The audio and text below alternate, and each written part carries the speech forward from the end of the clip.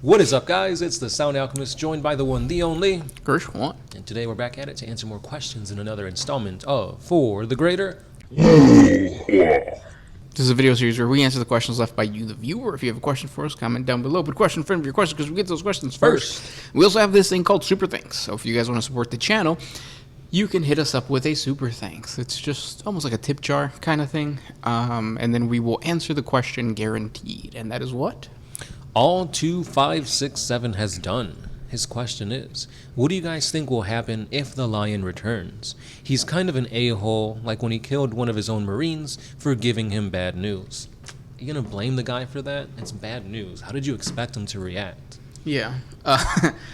If he comes back, the Fallen is a huge plot thing that needs to get resolved for them. Yeah.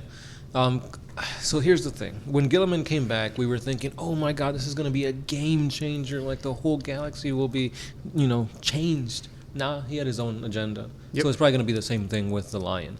He'll come back, and he's going to have to focus on the Fallen instead of working alongside Gilliman or doing some crazy game changer. That's what he's going to do. Yep, I agree. And it kind of sucks, but at the same time, like, it's weird how the lore progresses, where technically Gilliman did a lot, right? He fought during the Terran Crusade, and then it was the Indomitus Crusade and the Plague Wars. Yeah. But we never, like, we got snapshots of that. We didn't. Well, I mean, I guess if we read the books. Yeah, there's a whole novel. So. But like, for the most part, it's like we are post those situations once Gilliman comes out right away. Yeah. And I think the same is going to happen for the Lion. I don't know about you guys, but I feel like a lot changed, but nothing did at the same time. Right, yeah. It's like, yeah, we got Primaris, we got a whole revolution in the Imperium. Split galaxy, yeah. But, I mean, it feels the same. Right, yeah. So, the Lion coming back, yeah, Dark Angel players have a new model, new lore, new changes, but, I mean, is it really going to do anything in the grander scale of things? Probably not. Yeah. Sucks to say, but if you do want to see how the Imperium did change, we are sponsored by Audible. Yes. So down in the link below, you guys can check out podcasts, Audible exclusives, Horus Heresy novels to see how the Heresy has changed things to become the Warhammer 40K universe that we play and know today. Yep. So check it out. Supports the channel, and also you get some pretty cool stuff, which is just lore knowledge, because I think Plague Wars is on there. Yeah, basically anything and everything 40K is on there. A lot of Black Library stuff too, so you don't even have to read up on like Imperium stuff or Horus Heresy stuff. You can check out other books. And they're super long too, so like if you're painting, and I mean we only record for about 11 minutes, so if you need more time, then get yourself a book from Audible. Or an Audible book. This next question comes from Maximus Prime. Are there any notable servitors in 40K? Named characters or important in some way? I'm trying to think, because I feel like there is. Yeah, I want to say, like, I know Chaos, well, not Chaos, but, like, there was a certain, like, ship captain or something like that, and this dude, like, hated him, and he made him into a servitor. It was, like, a FU type thing. Like, you thought you were hot shit, now look at you. Yeah. And then also, like, the servitors that hang out around, or that, like, follow, what's the chapter master for the Black Templars? Or not the chapter master, but, like, the big guy. High Marshal Helbrecht? Yep, there you go. So he has two. On his base? Yes. They're, like, spit shining his sword and stuff like that. So there's those guys. It's called Spit and Shine. They are called. Sorry, I didn't want to offend any servitors out there. Next question. This one is by... I lost it. That one from Tommy Falcon. Go ahead. When the chapters battle each other, do they ever try to recover the gene seed of their opponents, either to limit their opponent's genetic resources or to perhaps explore tactics? No. Chapters, when they battle for each other, it's usually honor. It's like an honorable duel. So like the Feast of Blades is a big thing that the Imperial Fists do. It's like a giant tourney. Kind of like in the new Game of Thrones stuff. House of the Dragon. Yeah.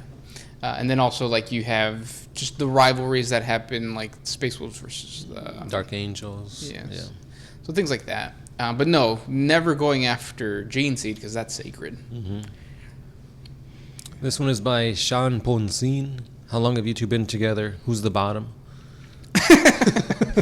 The way you asked that was very like, yeah, just another day, another question. We like to call each other crocodiles / alligators, where it's like we're bottom and top at the same time. So we just get into, the position, and then we just spin rapidly, like an alligator trying to cut off the meat of its opponent, but we trying to get that meat. Yeah, so never a top, never a bottom. Also, we're cousins, so there's that element to it. Right. I think that's a category on Pornhub that's not supposed to be there, because I thought that was illegal. Right. Step cousin. There you go. Also, you could just think of like our relationship like Frog and Toad from Frog and Toad Are Friends. Is that really what it's called? I think so. It does Mr. Frog and Mr. Toad. No, I think they're just Frog and Toad. They got a cool fit, though. They do. We got to start dressing up like them. We do. Yeah. Thank you, Sean Ponsin. Ponsin? I'm glad you're curious, too. Mm-hmm. Next question. Oh, this one's by Irish Monster 81. I don't believe in monsters, so I don't think you're real. What is both of your least favorite chapters and why? That's a hard one. Mm-hmm. For the longest time, I never liked the Iron Warriors, because to me it just seemed like there's other cool stuff out there. But all I play on the tabletop when I'm playing Chaos is Iron Warriors. Yeah. So I don't know how that works. Tactics, right? Their tactics are pretty badass. Yeah, their stratagems, their relics. Mm-hmm. Relics is the main reason. Insidium is pretty cool. Yeah. Iron Warriors is interesting because it's like the Chaos version of technology, right? Mm-hmm.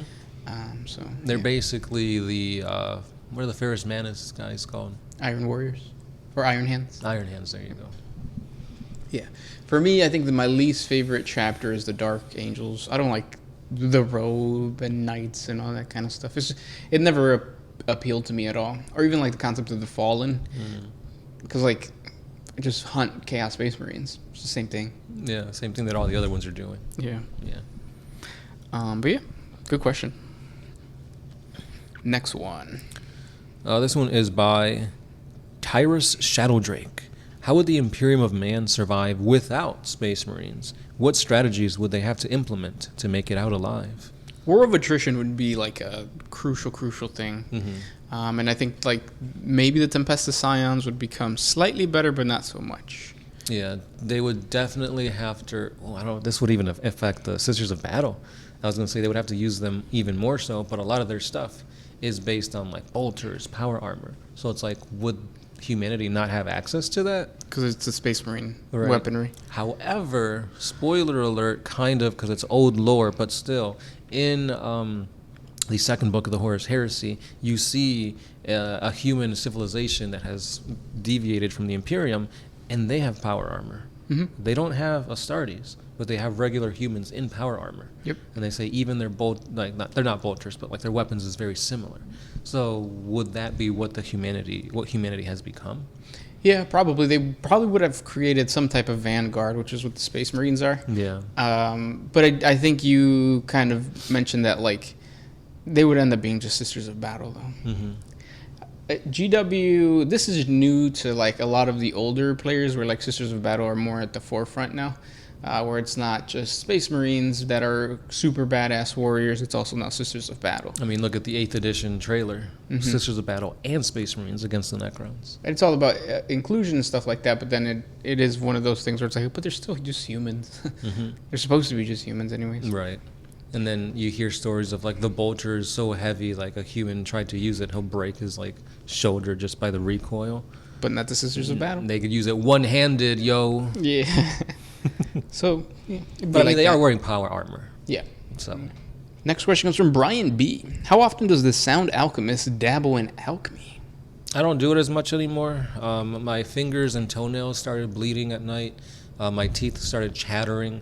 But in the whole equivalent exchange of that, I got a larger pelvis. So he can have children now. After his crystals are charged. We don't talk about that. No, sorry. Next question.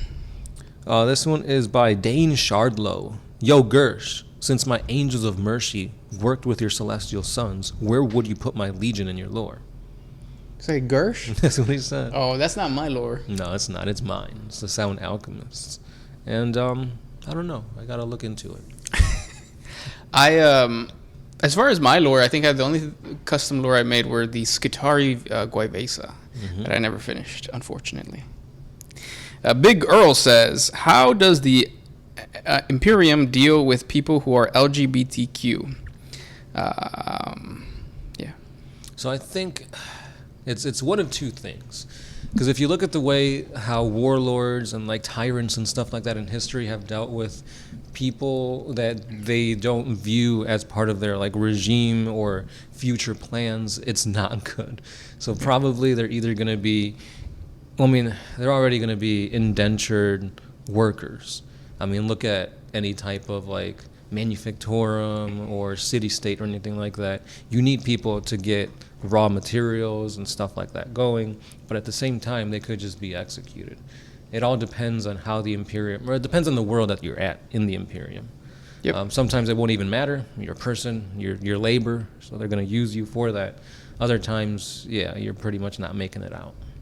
Yeah, and I think it's one of those things where, like, for, like, let's say it's a pleasure world, that's going to be important, because then there's kinks and all that kind of stuff that, like, you are able to express art and, like, just pleasure, enjoyment, stuff like that. Yeah. You can't do that on, like, an imperial, like Cadia. Cadia would be more of, like, it doesn't matter, like, what you are, like, or what you identify as. What matters is that you can hold a last pistol or a last gun and go fight. And then there was another element to this. But then also, like, there could be situations kind of like with, I think it was the Spartans or some type of Greek city-state that, like, their dudes or, like, their military, their army were just a bunch of, like, men who were couples. And, like, they would go into battle naked, oiled up, and all that kind of stuff. But the thing about that, though, is they wanted men who loved men because you would fight harder so that you don't see your lover fall in battle. Yeah, so, like, if you wanted to create a custom lore based on, like, and include that kind of concept of, like, your sexuality, boom, like, you have that. You can do that for a planetary, you could have a planet that does that kind of fighting. So it's a bunch of Imperial Guardsmen who are couples. Men and women. Or trios, or quadruples. Yeah. And quintuples. Just a gangbang out in the battlefield. Now we're talking some national. Next question. Oh, man. This one is by Tommy Falcon. What is the purpose in continuing the technology embargo in the Imperium? At this point, I think that they would have enough know-how that they could hold their own against a second round with the Men of Iron. I don't understand why they don't just go balls deep in technology again. It seems it's just flavor text for the grim, dark Imperium. It's oppression. Like, that's the whole point of the Imperium being grim dark, is that nobody wants the other guy to get ahead.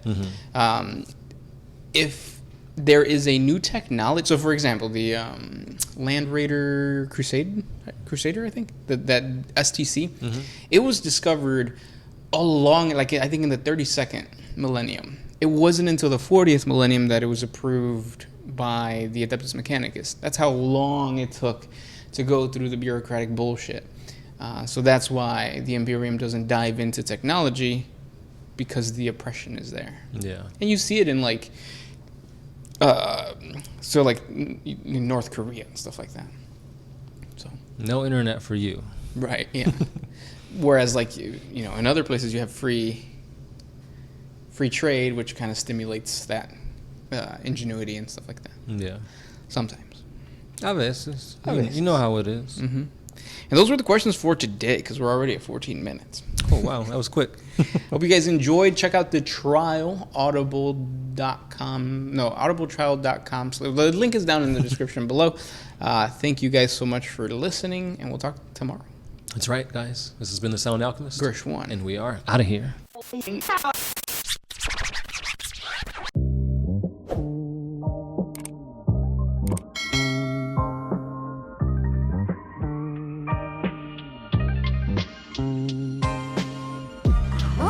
used to put my freedom first in any situation.